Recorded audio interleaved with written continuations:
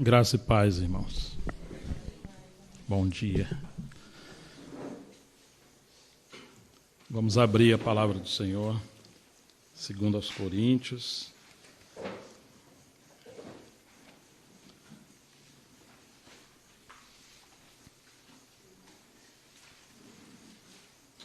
Capítulo 11.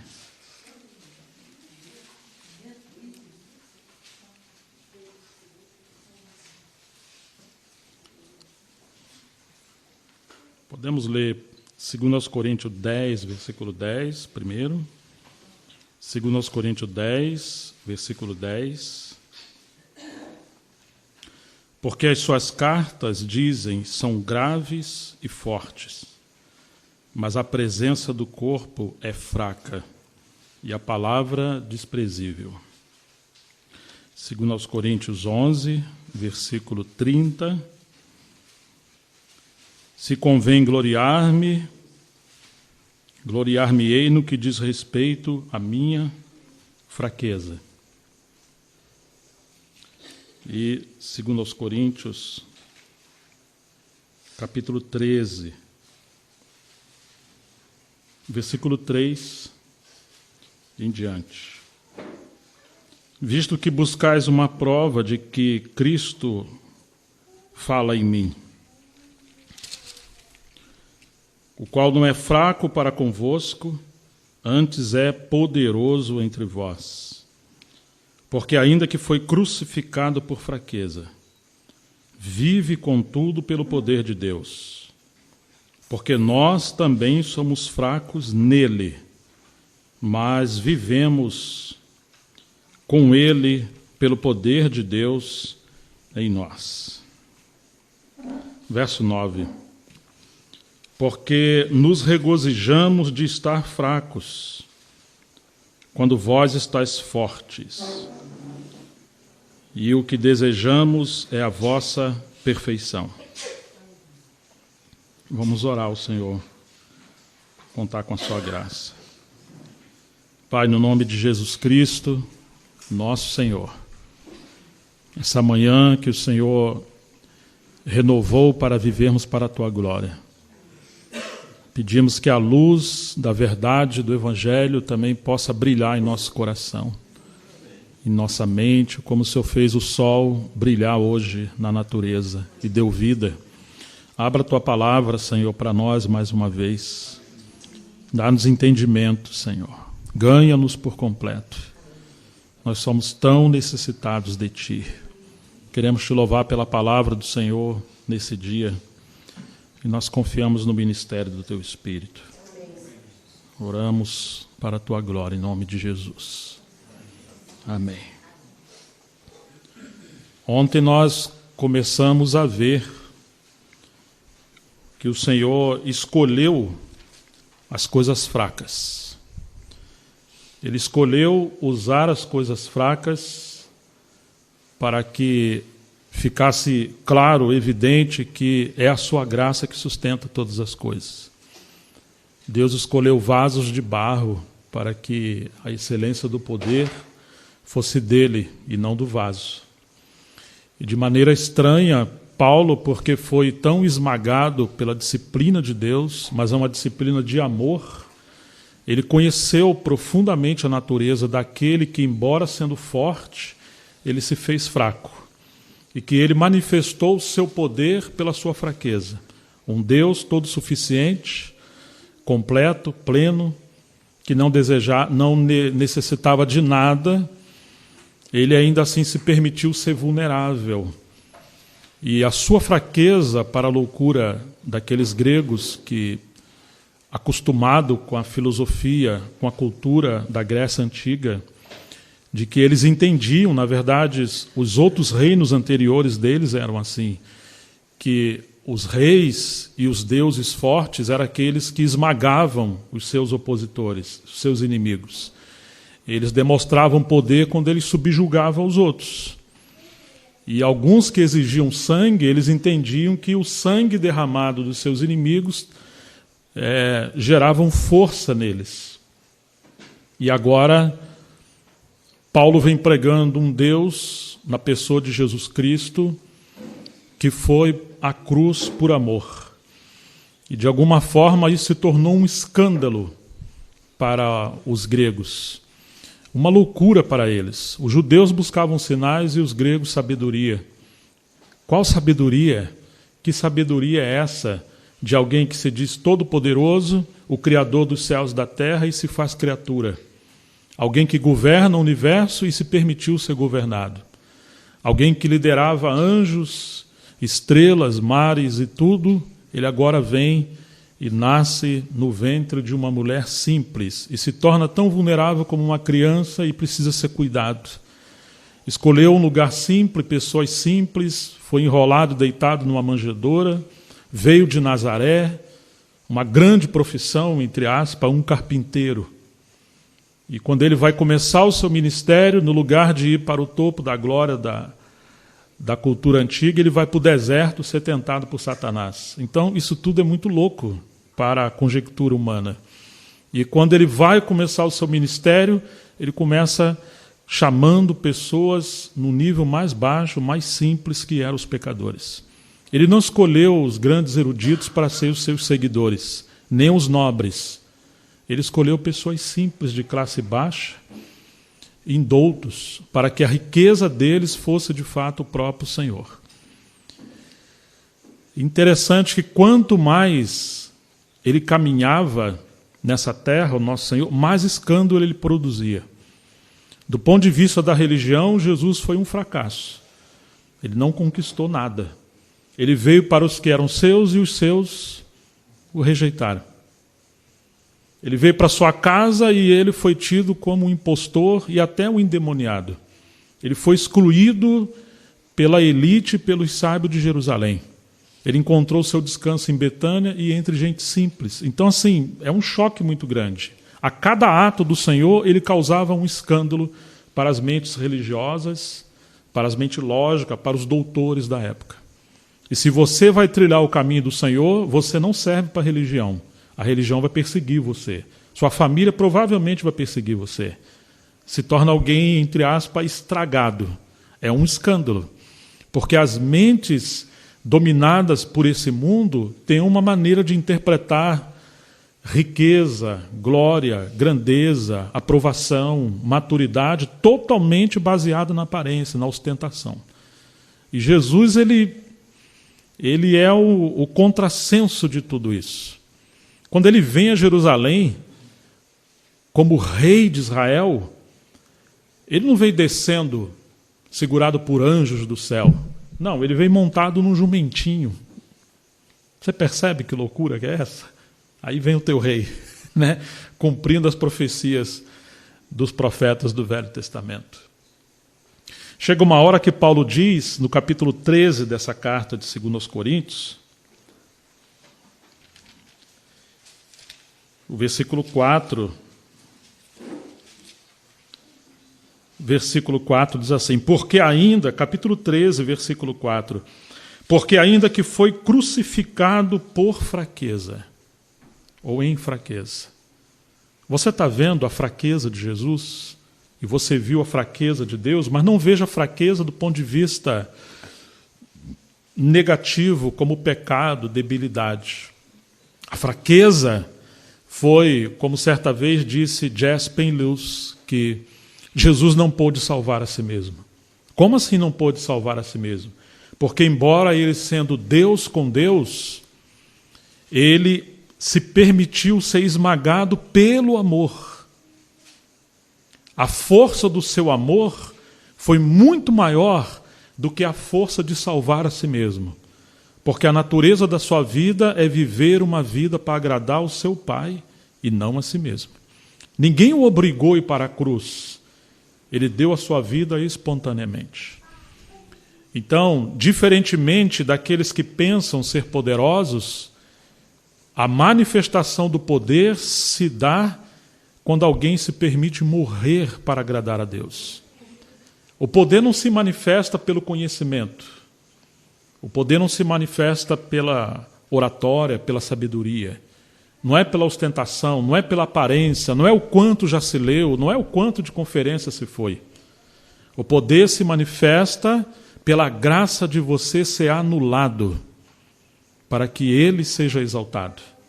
Não é quando se salva e se poupa ou se defende, mas é quando se prostra para ser guiado por um caminho sem sentido, sem reconhecimento, perseguido, ridicularizado, mas ali pousa a aprovação de Deus, a glória de Deus.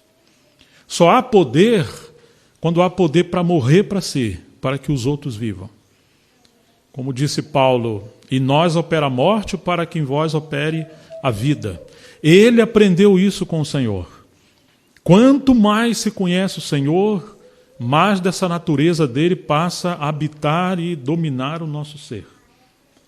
Então, quando Paulo está escrevendo essa segunda carta, e isso precisa ficar claro para nós, ele está debaixo de uma crise de perseguição. A primeira carta você vê o ministério de Paulo, 1 Coríntios. Na segunda carta você vê o ministro. Lá você vê sua doutrina, aqui você vê a sua vida. Lá você vê a edificação que ele está trazendo aos irmãos, mas aqui você está vendo a sua redução para que haja edificação.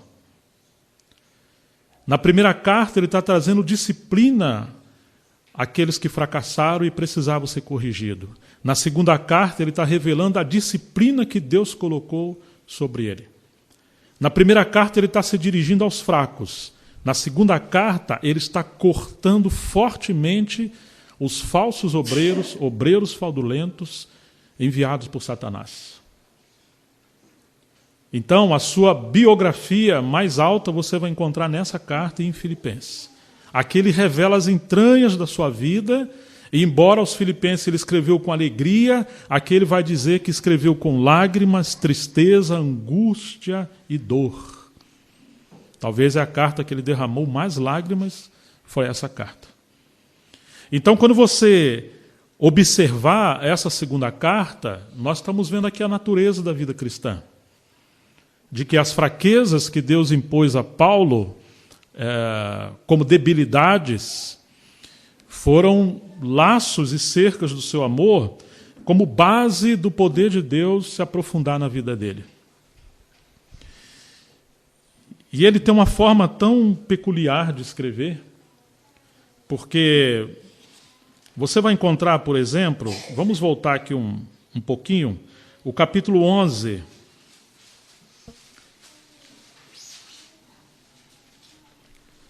O capítulo 11, ele vai dizer que, versículo 1, quisera eu me suportasse um pouco na minha loucura, porque eles acusavam Paulo de ser louco e de ser fraco. Então me suporta um pouco na minha loucura.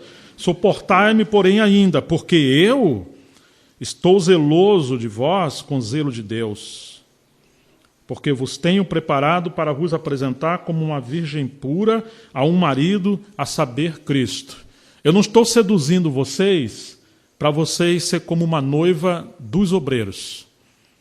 Eu estou trabalhando com vocês, dizia Paulo, para preparar vocês, para apresentar vocês, não a mim, não para vocês serem um auditório exclusivo meu, não para que o prazer de vocês esteja em me ouvir.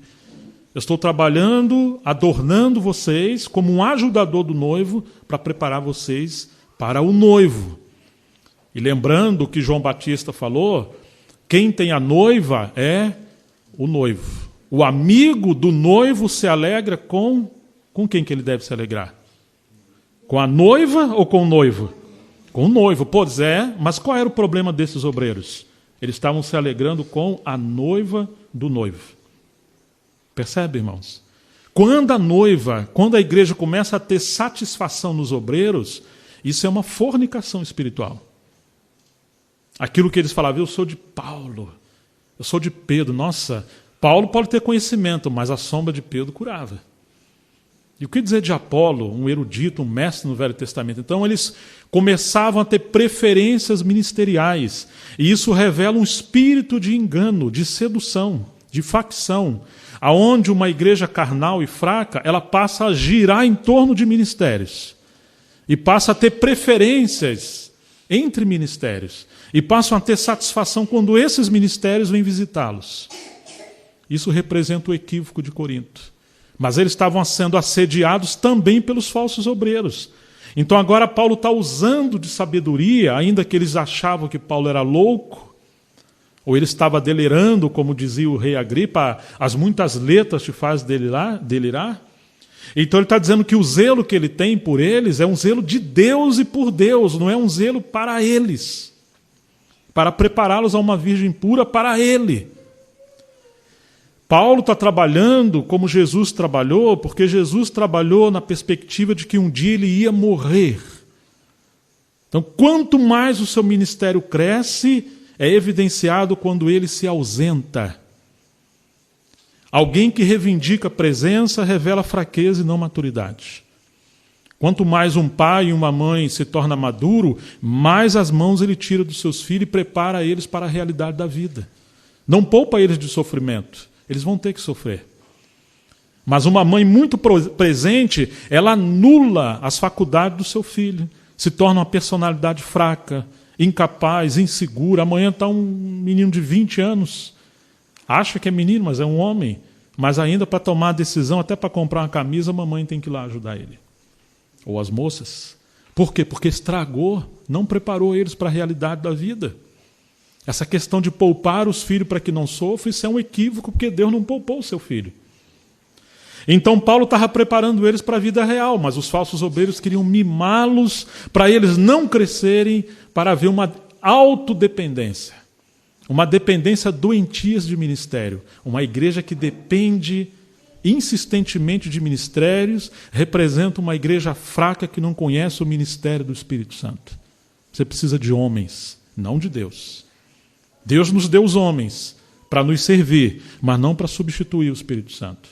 Então agora Paulo está dizendo, olha, eu temo, verso 3, que assim como a serpente enganou a Eva com a sua astúcia, assim também sejam de alguma sorte corrompidos os vossos sentidos e se apartem da simplicidade que há em Cristo Jesus.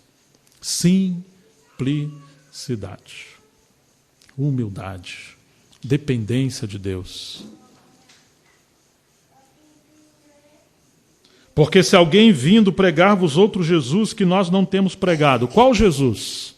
O Jesus fraco, o Jesus crucificado, o Jesus que não se salvou. Infelizmente, como dizia um autor chamado Gene Edward, o Jesus genérico. É uma capa muito interessante de um livro que é um varal de roupa, cheio de roupa e tem um Jesus ali, pendurado também ali, como se fosse mais uma coisa vulgar. O Jesus genérico. Hoje tem Jesus para todo tipo que você imaginar, um falso Cristo. Mas o Cristo que Paulo prega é o Cristo da Bíblia, o Cristo de Deus, o Cristo crucificado. E aqueles que de fato são servos de Cristo, eles trabalham nesse princípio de cruz, de que ainda que Ele é Deus, Ele se humilhou, o que dizer dos homens se exaltarem ou quererem chamar atenção para si? Então esse Jesus que Paulo pregava, os falsos obreiros detestavam, era um problema para eles. Outro Jesus que nós não pregamos, ou se recebeis um outro espírito que não recebeste, qual espírito? Um espírito de competição, um espírito de vaidade, um espírito de nos apartar da pureza de devoções devidas a Cristo, ou um outro evangelho que não abraçaste. Hoje tem um evangelho da prosperidade, tem tantos aspectos de falsos evangelhos. Com razão vocês vão sofrer.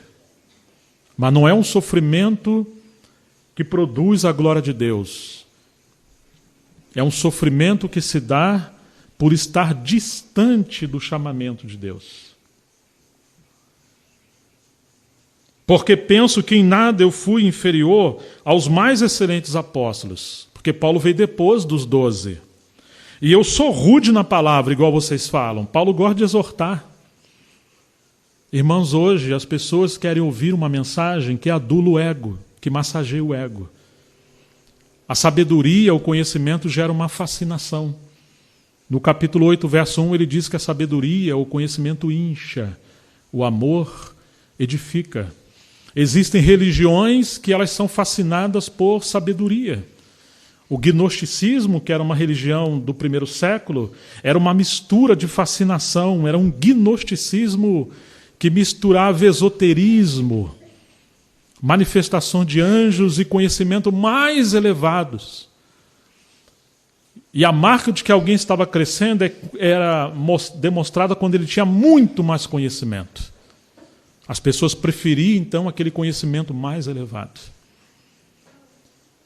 E o Senhor veio em humildade, ele, sendo o verdadeiro conhecimento de Deus encarnado, preferiu viver uma vida simples. Aquele grande erudito sábio chamado C.S. Lewis, ele disse que Deus nunca se revela como um filósofo a uma lavadeira de roupa.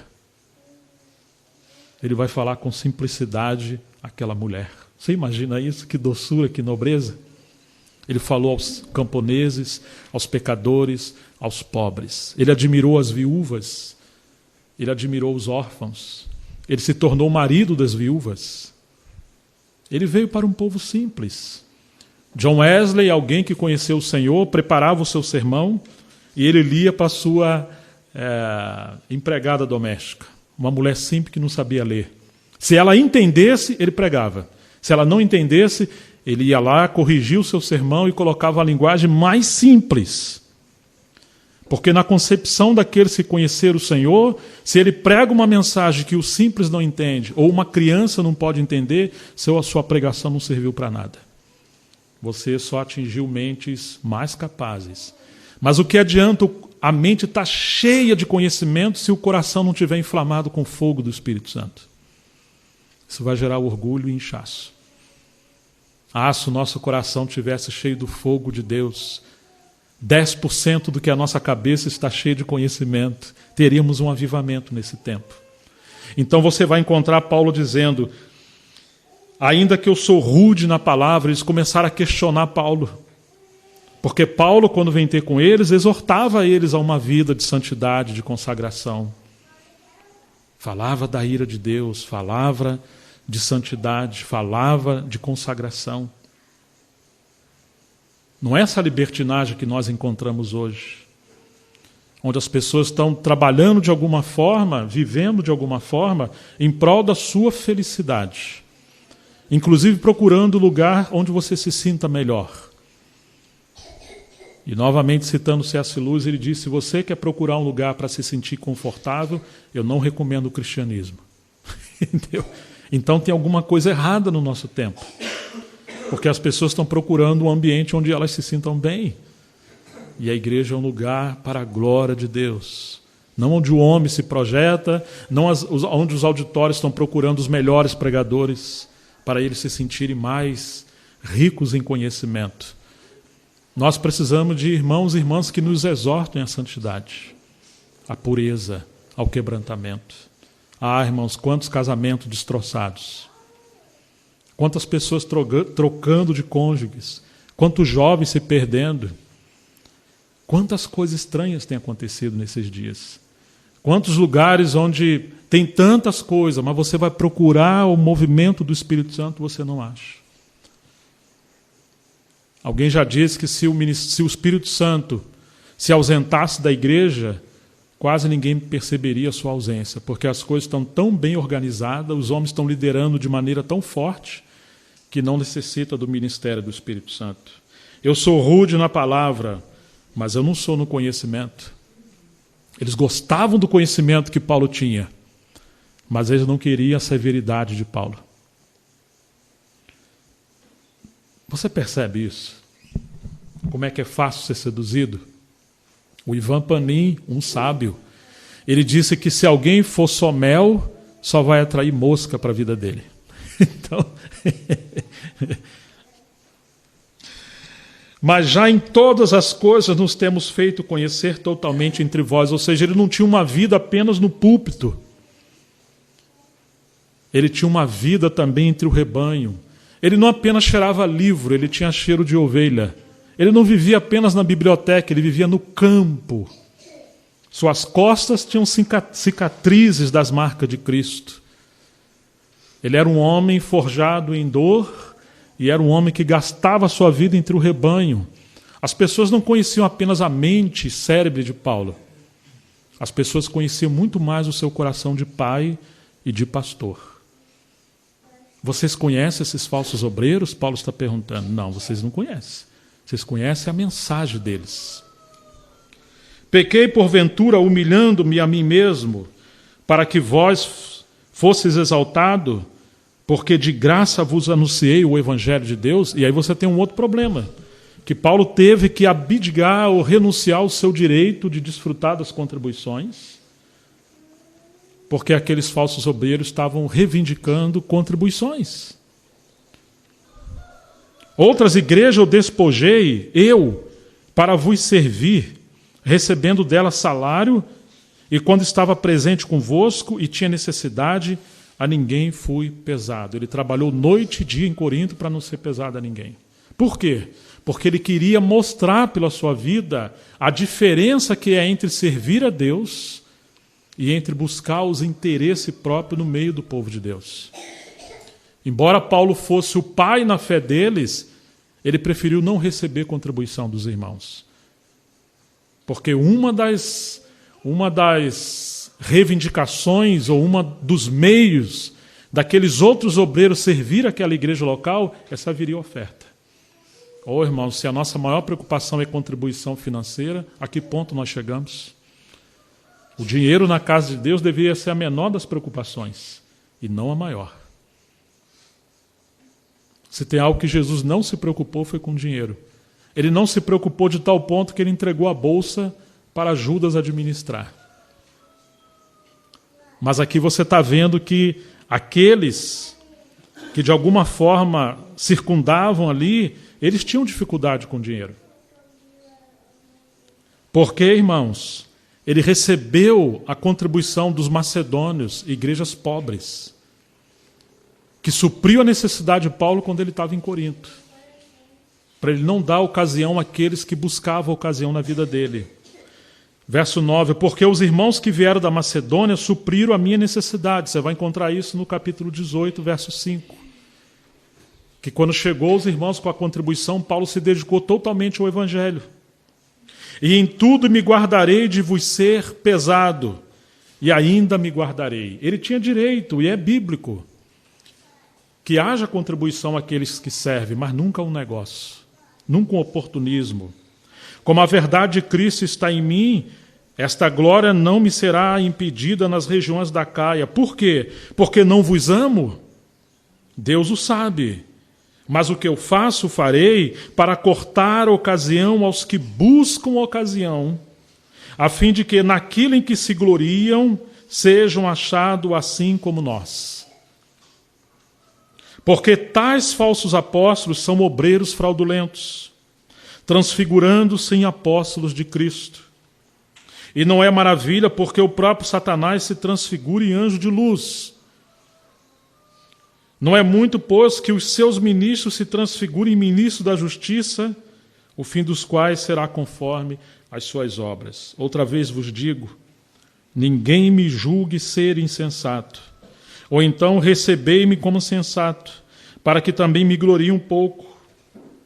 O que digo, não digo segundo o Senhor, mas digo por loucura nesta confiança de gloriar-me. Pois que muitos se gloriam segundo a carne, então eu também me gloriarei. Porque sendo vós sensatos, se achavam sensatos, de boa mente tolerais os insensatos. Porque se vocês são esbofeteados, sofredores, se alguém vos põe em servidão, se alguém vos devora, se alguém vos apanha, se alguém se exalta, se alguém vos fere no rosto, envergonhado digo, como se nós fôssemos fracos. Mas no que qualquer outro tem ousadia com insensatez, falo, também eu tenho ousadia. Ora, eles são hebreus? Também eu sou. São israelitas? Também eu. São descendência de Abraão? Também eu. São ministros de Cristo? Falo como fora de mim, eu ainda mais. Em trabalhos, muito mais. Em açoites, muito mais do que eles. Em prisões, muito mais. Em perigo de morte, muitas vezes. Recebi dos judeus 5 quarentenas de açoite menos 1. 3 vezes fui açoitado com varas, mais uma vez apedrejado. 3 vezes sofri naufrágio. Uma noite e um dia passei no abismo. Em viagem muitas vezes, em perigos de rios, em perigo de salteadores, em perigo dos da minha nação, em perigo dos gentios, em perigos na cidade, em perigos no deserto, em perigos no mar, em perigos entre os falsos irmãos, em trabalhos e fadiga, em vigílias muitas vezes, em fome e sede, em jejum muitas vezes, em frio e nudez. Além das coisas exteriores, me oprime a cada dia o cuidado de todas as igrejas de Deus. Quem enfraquece, que eu também não enfraqueça. Quem se escandaliza, que eu não me abrase. Ora, se convém gloriar-me, gloriar-me-ei no que diz respeito à minha fraqueza. O Deus e Pai de nosso Senhor Jesus Cristo, que me é eternamente bendito, sabe que não minto. Em Damasco, o governador, sob o que governava sobre Aretas, pôs guardas às portas da cidade dos damascenos, querendo me prender. E fui descido num cesto por uma janela da muralha e assim escapei das suas mãos. Em verdade, que não convém gloriar-me, mas passarei as visões e revelações do Senhor. Conheço um homem em Cristo que há 14 anos. Se no corpo, não sei. Se fora do corpo, não sei, Deus o sabe, foi arrebatado até o 3º céu. Que coisa maravilhosa. E sei que o tal homem, se no corpo ou fora do corpo, não sei, Deus o sabe. Puxa vida, como é que Paulo era, de alguma forma, irônico, sábio. Eles estão atrás de experiências. Agora um homem foi arrebatado até o 3º céu e não sabe, ele não prestou atenção se foi no corpo ou fora do corpo. Hoje, em nossos dias, quantas pessoas falam que foi arrebatado? Alguém foi arrebatado ao inferno 13 vezes. E tem um livro escrito sobre isso, a divina revelação do inferno. Ainda que Paulo nunca escreveu de maneira tão expositiva a doutrina sobre o inferno. Mas hoje muitas pessoas falam de arrebatamento ao céu ou ao inferno. E sabe descrever se foi no corpo ou fora do corpo. Paulo está dando um golpe, vocês estão atrás de experiências extraordinárias, místicas e também conhecimento. E Paulo está, de alguma forma, procurando ajudá-los a voltar para esse caminho mais excelente que é conhecer o Senhor. Eu sei que tal homem foi arrebatado ao paraíso e ouviu palavras inefáveis que ao homem não é lícito falar. Enquanto todo mundo quer escancarar conhecimento, Paulo fala, não é lícito falar. Ah, se Paulo falasse, ele poderia atrair as multidões. De alguém assim me gloriarei, mas de mim mesmo não me gloriarei, senão nas minhas fraquezas. Você percebe? Esse alguém é Paulo. Eu me glorio desse homem em Cristo, mas de mim mesmo, e em mim mesmo eu não me gloriarei. Olha esse homem como ele conhece a cruz. Paulo, pela graça de Deus, consegue se ver em Cristo e consegue se ver em si mesmo. Em si mesmo, ele é uma perdição. E em Cristo está escondido na humildade do Senhor e se torna um instrumento na mão do Senhor. A intenção do inimigo é que o homem se projete a si mesmo, que lute pelos seus direitos, que venha competir, que use dos seus dons, que use de tudo que ele puder para que ele esteja em evidência. Não foi assim a tentação do Senhor lá no deserto? Paulo fala desse homem, ou seja, de mim mesmo, não vou me expor. Não vou expor meu conhecimento, não vou expor minhas credenciais, meus dotes. Não vou usar da minha autoridade que Deus me deu, a não ser para edificação. Mas de mim, em Cristo, ou esse homem em Cristo, aí sim, eu vou me gloriar. Porque ele não expressava a si mesmo, ele expressava o Senhor. Vou me gloriar, senão nas minhas fraquezas. Porque se eu quiser me gloriar, verso 6, eu não serei nécio, porque direi a verdade. Mas deixo isto, Eu deixo essa questão de me gloriar para que ninguém cuide de mim mais do que em mim vê ou de mim ouve. Você já reparou que a tendência humana é atrair atenção para que as pessoas cuidem de nós? Mas alguém que conhece a cruz, ele não vai revelar esse lado, mesmo das suas necessidades, para não atrair o cuidado dos irmãos sobre ele. E para que não me exaltasse pela excelência das revelações, foi-me dado um espinho na carne, a saber, um mensageiro de Satanás para me esbofetear, a fim de não me exaltar. Meu Deus! Foi-me dado um espinho na carne. Na verdade, embora para nós a tradução é espinho, mas lá no original e no contexto histórico entre eles, isso aqui, na verdade, não era um espinho, era uma estaca. Os romanos, quando iam torturar uma pessoa, eles pegavam uma lasca de madeira fina na ponta e vai alargando, e eles enterrando aquilo na pessoa.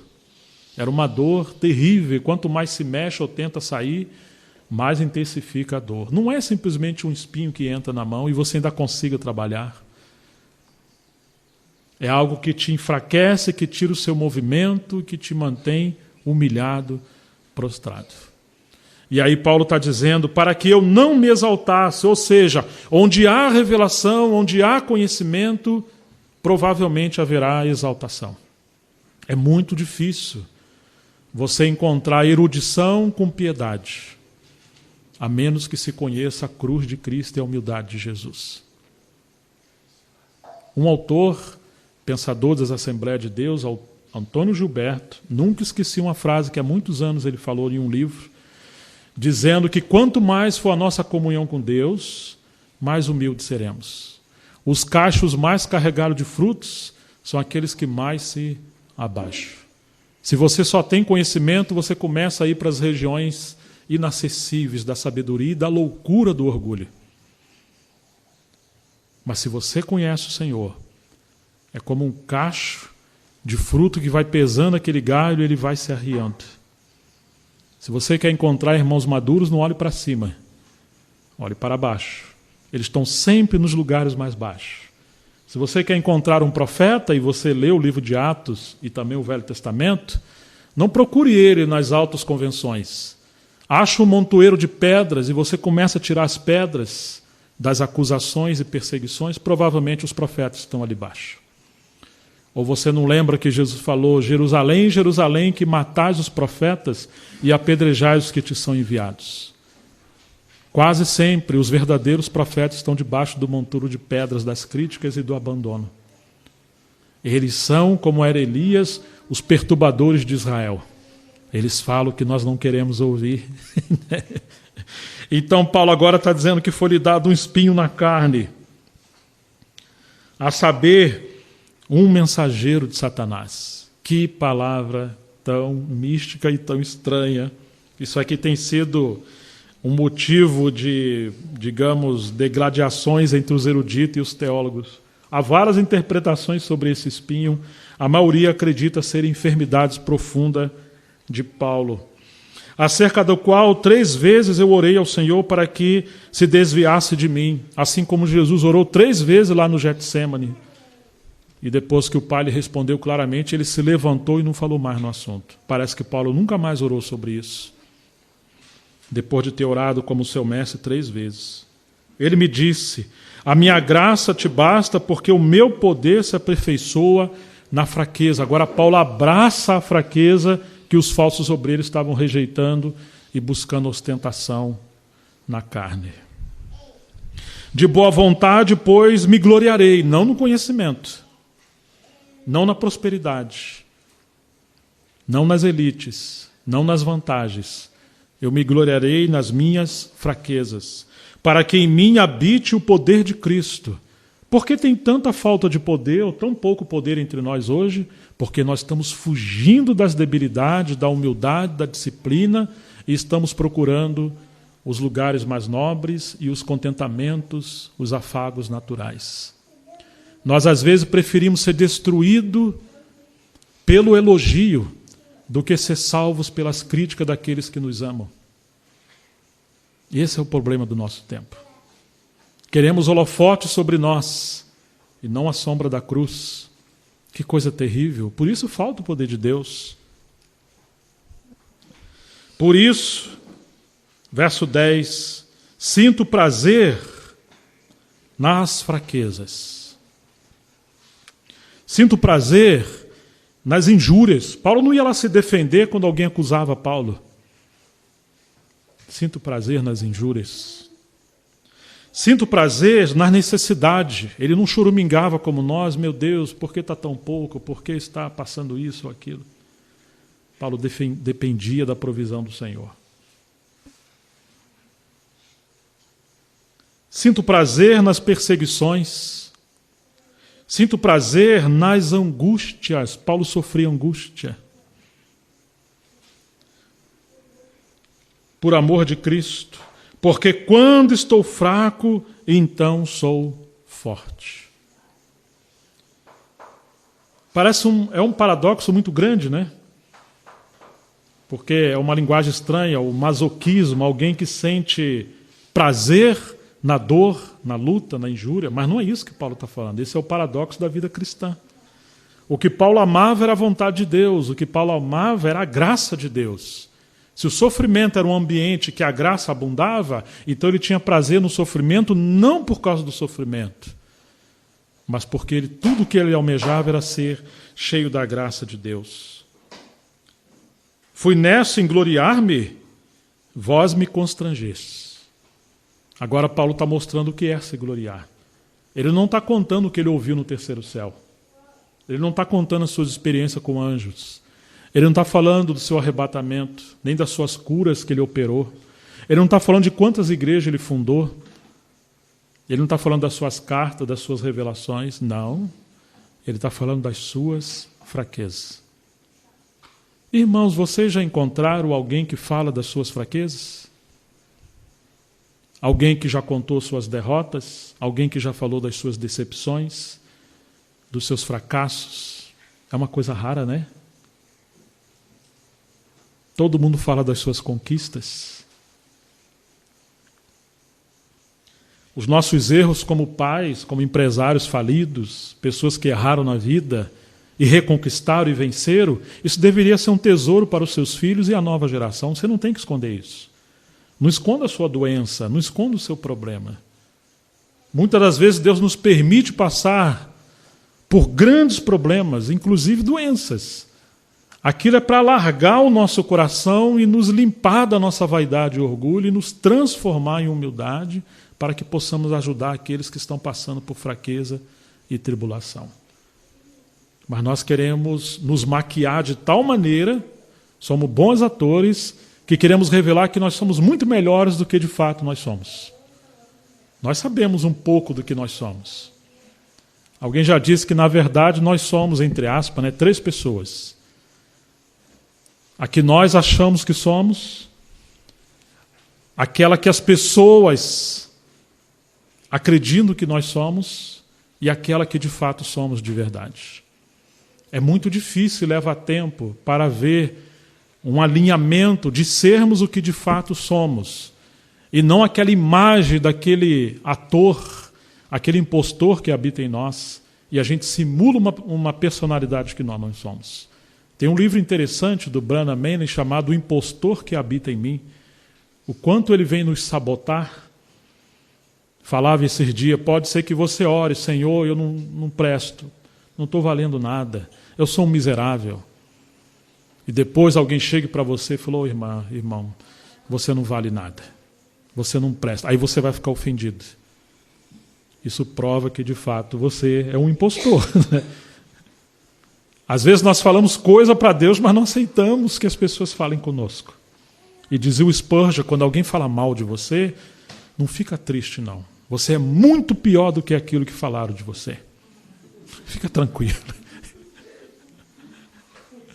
Em outras palavras, irmãos, cuidado para você não estar sozinho, porque quando você estiver sozinho, você está muito mal acompanhado.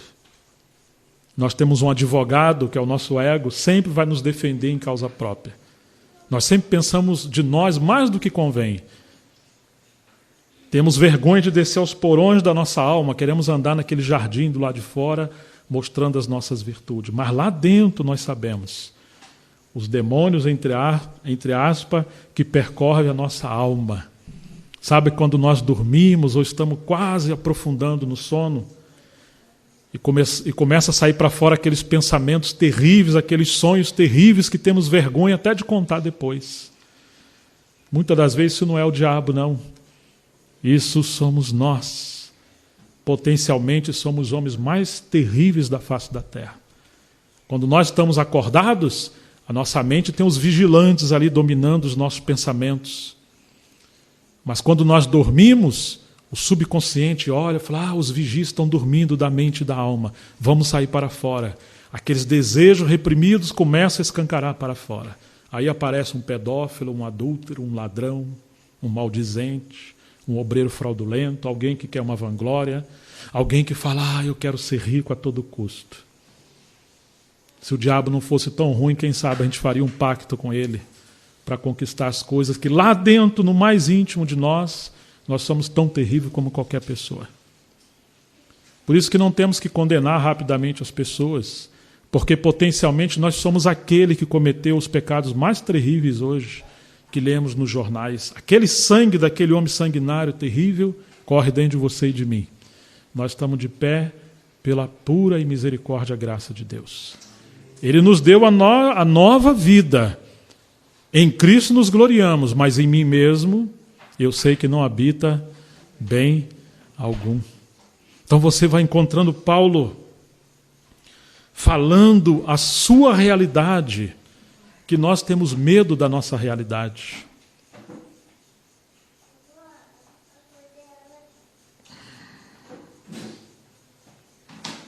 Verso 11. Porque se fui nessa engloriar-me, vós me constrangeste, porque eu devia ter sido louvado por vós, visto que em nada fui inferior aos mais excelentes apóstolos, ainda que nada sou. Os sinais do meu apostolado foram manifestados entre vocês, e o primeiro sinal do seu apostolado, o que foi? O que diz a sua Bíblia? Vocês estão comigo? No versículo 12, qual é o primeiro sinal do seu apostolado? Paciência, persistência, resiliência, perseverança. Presta atenção nisso, que isso é importante. Os falsos obreiros operam milagres também, ou podem operar. Satanás, se possível, enganaria até os escolhidos, vai fazer fogo descer do céu. Mas alguém permanecer persistentemente honrando o Senhor, servindo o rebanho, um rebanho fraco, e ele sem recurso financeiro, sem holofote, sem internet, sem vídeo, sem nada, e ainda doente, e ainda sendo contradizido, e ainda tendo espinho na carne, e ainda sendo perseguido e confrontado, isso revela a marca de um verdadeiro servo de Deus. É lá no quarto secreto da oração que faz a diferença entre um lobo e um verdadeiro servo de Deus. Lobo não dobra o seu joelho, não intercede por rebanho nem por ele. Lobo quer estar nos lugares mais altos, sendo bajulados. É pelo fruto que se conhece a árvore, não é pelas folhas, não é pela aparência. Então Paulo está dizendo das marcas do seu apostolado, mas a primeira foi perseverança. Raramente as pessoas querem estar em lugares mais simples, ou no meio de um povo mais simples. Você permanecer no lugar que você não tem nada, e além de não ter, você tem que tirar do bolso e dar, entendeu? Isso é realmente uma disciplina espiritual. E é isso que Paulo está falando aqui.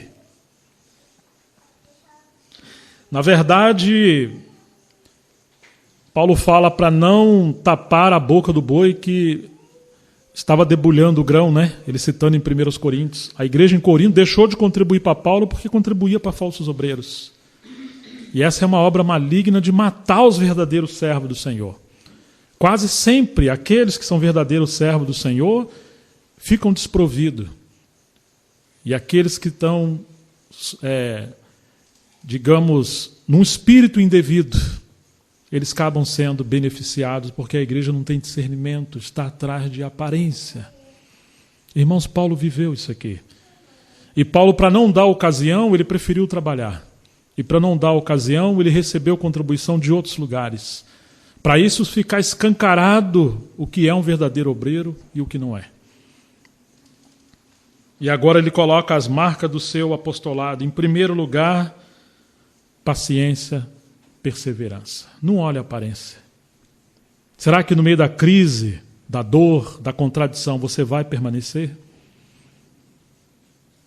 Você já reparou quando Paulo disse aos Coríntios que importa que haja dissensões, debilidades, fraqueza entre vocês, para que aqueles que são idôneos ou aprovados se manifestem. Mas qual é o problema? O problema é que quando a igreja entra por uma crise, aí você vai descobrir quem são os verdadeiros irmãos. Porque aqueles que não passam a ter algum tipo de vantagem ali, eles vão embora. Eles não ficam. Oh, irmãos, a hora que nós precisamos mais dos irmãos e irmãs que conhecem o Senhor é na hora da crise.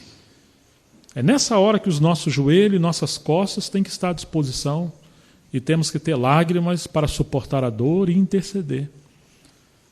Muitos deixam de congregar quando surgem as crises na igreja. É interessante que quase sempre são aqueles que parecem ser os mais maduros, os mais sábios, estão no níveis mais altos, mas você vai ver que eles não têm as costas com cicatrizes da disciplina espiritual.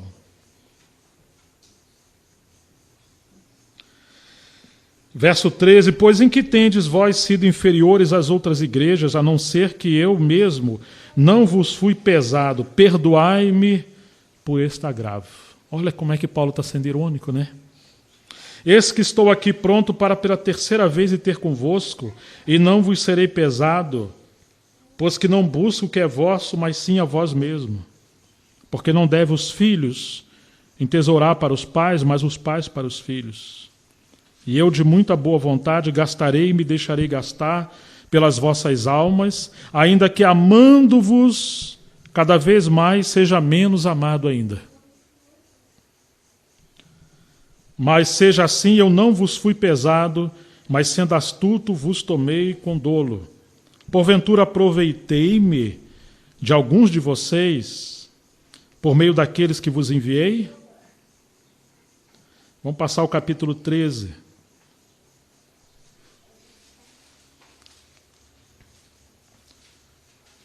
Verso 8.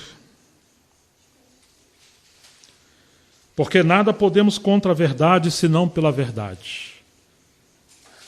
A verdade é como um leão. Você não precisa brigar com ela, você só precisa soltar. Paulo está dizendo que a verdade prevalece. Porque nos regozijamos de estar fracos, quando vós fortes. E o que desejamos é a vossa perfeição. Que coisa, né, irmãos? Eles falam assim, Paulo é fraco. Ele é fraco na aparência, ele é fraco na palavra, ele é fraco em muitas coisas. Mas Paulo foi aquele instrumento que Deus usou para plantar a igreja em Corinto.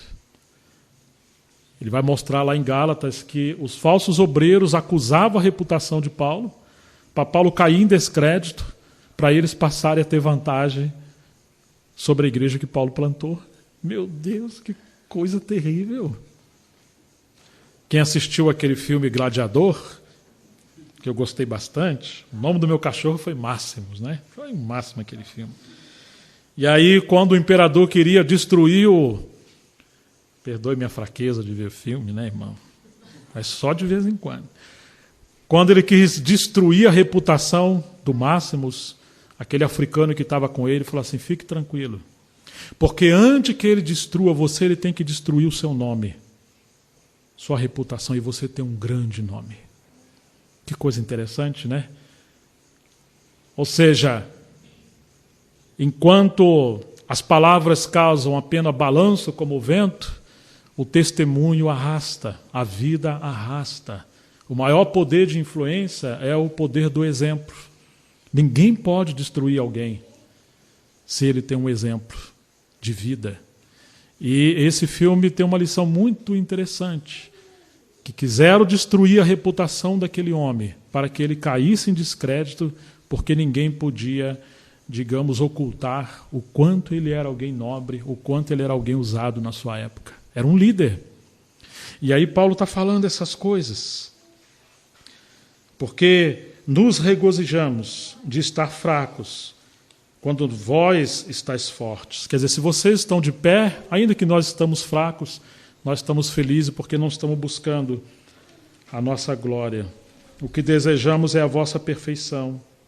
Porque escrevo estas coisas estando ausente, para que estando presente não use de rigor segundo o poder que Deus me deu, para edificação e não para destruição. Irmãos, a minha graça se aperfeiçoa na fraqueza. Nós encontramos em Paulo o caminho do Senhor, que o Senhor também espera que nós venhamos trilhar, se quisermos conhecê-lo de maneira mais profunda e sermos aprovados por Ele. Vamos observar ainda um pouquinho mais o capítulo 4, versículo 7. Perdão, versículo 5, capítulo 4, versículo 5.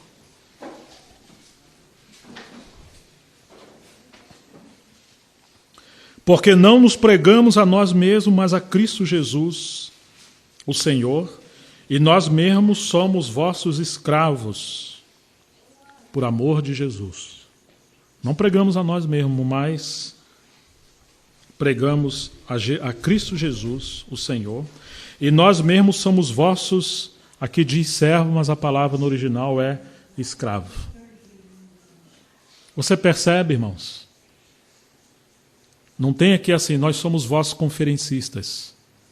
Conte conosco por púlpito. Mas na hora da crise você precisa de um irmão mais velho. De um irmão com o coração alarguecido. De alguém que chora e que conhece esse caminho do sofrimento.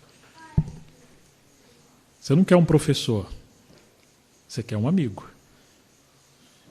Paulo vai falar assim, ainda que você tivesse 10.000 mestres, pai, vocês só têm um.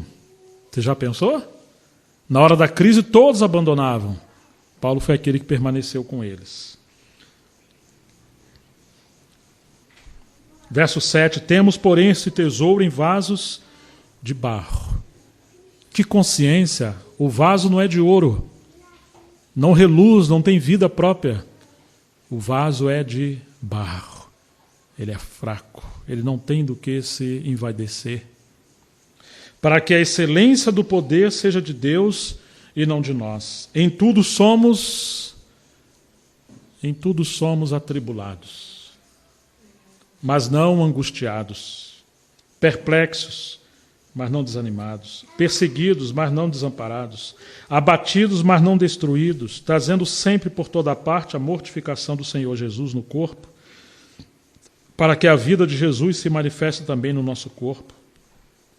E assim nós que vivemos estamos sempre entregues à morte, por amor de Jesus, para que a vida de Jesus se manifeste também na nossa carne mortal. De maneira que em nós opera a morte, mas em vós a vida. Olha, irmãos, que paradoxo da vida de Paulo, que paradoxo daqueles que, de fato, não apenas pregam sobre a cruz, mas seguem a vida crucificada, o princípio da cruz. O capítulo 6 dessa carta, verso 4. Antes, como ministro de Deus, tornando-nos recomendáveis em tudo. Em tudo nós somos recomendáveis. 2 Coríntios 6, versículo 4. Em que vocês são recomendáveis, Paulo?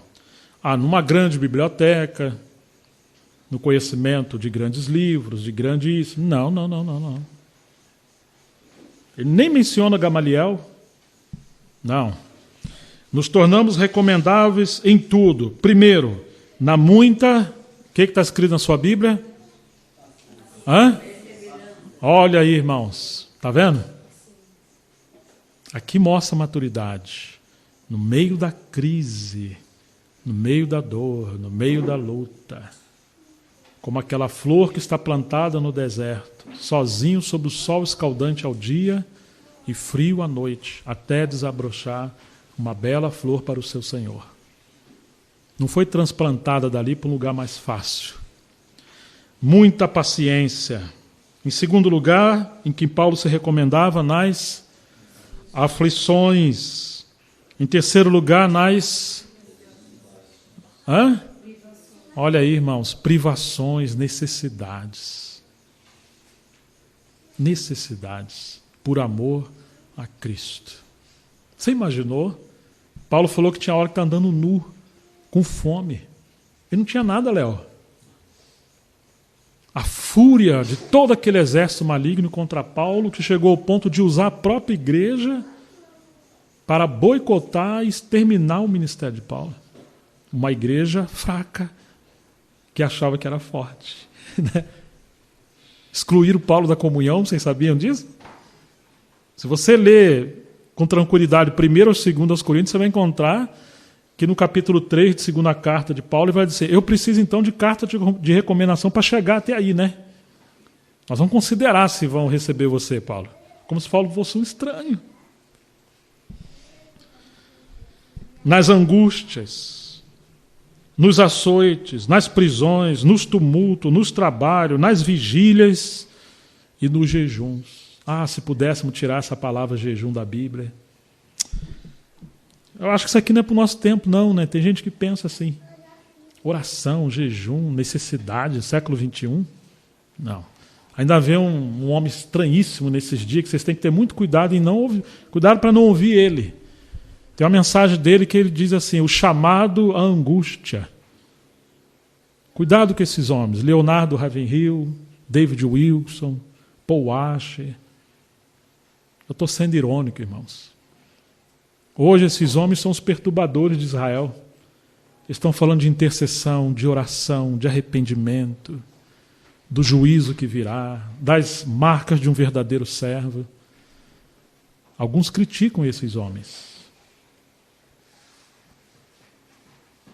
Na pureza, no conhecimento, na longanimidade, na benignidade, exemplo no Espírito Santo, homem cheio do Espírito Santo, no amor não fingido, na palavra da verdade, no poder de Deus, pelas armas da justiça, à direita e à esquerda, por honra e por desonra, por infâmia, exemplo por infâmia, e por boa fama.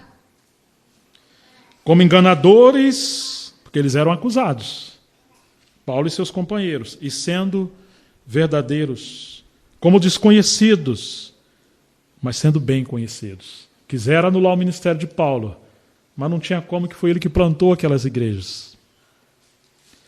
Como morrendo, e eis que vivemos. Coitado, Paulo está no fim, gente, está acabando.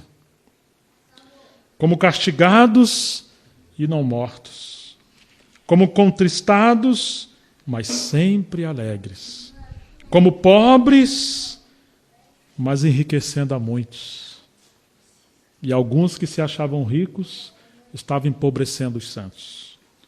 Como nada tendo e possuindo tudo. Ó Coríntios, a nossa boca está aberta para vós, o nosso coração está dilatado, não estáis estreitados em nós, mas estáis estreitados nos vossos próprios afetos. Ora, em recompensa disto, falo como a filhos, dilatai-vos também vós. Se tenho que gloriar-me, disse Paulo, vou me gloriar nas minhas fraquezas. Irmãos, e assim é uma assembleia que repousa a graça de Deus nos olhares dos céus. Externamente ela não tem nada. A igreja em Laodiceia se achava rica, poderosa, tinha tudo. Vocês dizem que são ricos, né? Não sabe que você é pobre, cega, nu e miserável. Quem se exaltar será humilhado. A igreja em Filadélfia ela era uma igreja fraca, pequena, e o Senhor disse que tinha uma porta aberta ali. Ela tinha pouca força. Ela era fraca. Ela tinha essa fraqueza. Às vezes a fraqueza de ser um povinho sempre, às vezes de não multiplicar tanto, de não ter grandes pregadores, mas diz que ali tinha uma porta aberta. A palavra de Deus estava ali, o amor fraternal entre irmãos estava ali. Que no tempo que nós estamos vivendo, o Senhor nos dê graça para trilhar esse caminho da escolha de Deus, que Ele escolheu as coisas fracas. Ele se fez fraco, o nosso Senhor Jesus morreu em fraqueza, Ele escolheu obreiros fracos. E mesmo quando alguém era forte e culto como Paulo, Ele mergulhou Paulo numa imersão de fraqueza, um batismo de despojamento. E Paulo pegou toda a sua riqueza cultural e natural e transformou ela como um esterco, enterrou ela para adubar e enriquecer a igreja de Deus. Mas aquilo não era bandeira de exibição, aquilo era um despojamento para servir, e ele se esforçava para ser simples. O tempo que nós estamos vivendo, irmãos, é um tempo de contradições, e que o Senhor nos guarde na humildade e simplicidade de Jesus, e todos nós que temos debilidades humanas, seja elas quais forem. Nossa oração não deve ser simplesmente para o Senhor nos livrar desses problemas, mas é como glorificar a Deus no meio do problema. Não é que Ele remova a fraqueza, mas é que a sua graça abunde para podermos honrá-lo no meio da fraqueza. Se Ele quiser nos curar da enfermidade, se Ele quiser ampliar as nossas conquistas, que assim seja para a glória dEle. Se Ele nos prospera, que nos dê a graça de sermos prósperos, não apenas nos bens materiais, mas muito mais, como João escreveu a Gaio, que ele fosse próspero em tudo, como era próspera a sua alma. Ele era rico da riqueza da mordomia de conhecer a Deus e ser um servo de Deus. A igreja Esmirna, que se achava pobre, mas o Senhor falou, você é verdadeiramente rica. Que Deus nos dê essa graça, irmãos, e que nós possamos não nos impressionar por nada de aparência exterior. Possamos conhecer o nosso Senhor e possamos trilhar o caminho da fraqueza para que a graça de Deus abunde em nossas vidas. Que Deus nos abençoe.